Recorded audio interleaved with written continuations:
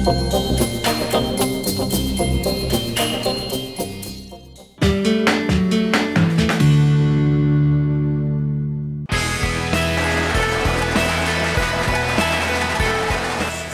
determined to have perfect coffee to round off his carefully thought out menus.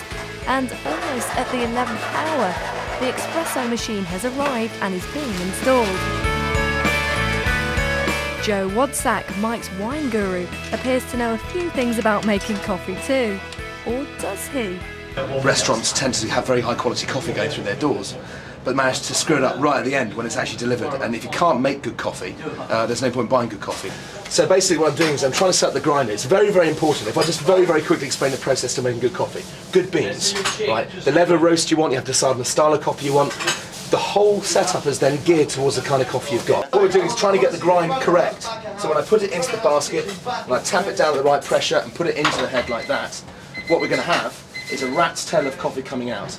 What you need to do is be able to get a rat's tail running, because you've only got a 1 ounce fluid cup.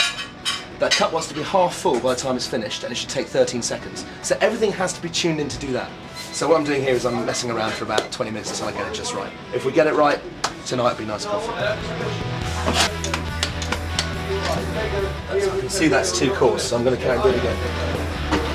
It looks like it's coming out the wrong way.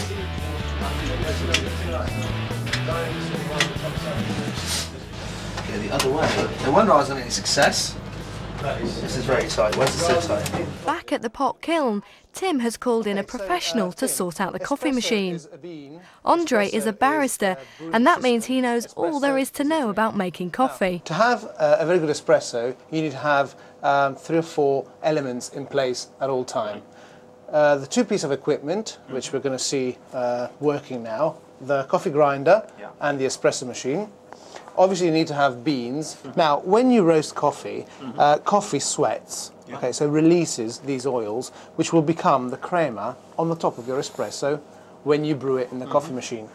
So, to make the perfect espresso, hold the handle in your left hand, lock it onto the fork of the grinder, and with 2 fingers, flick once if you're making a single coffee, and twice in this case, because I have 2 spouts and I'm making a double espresso.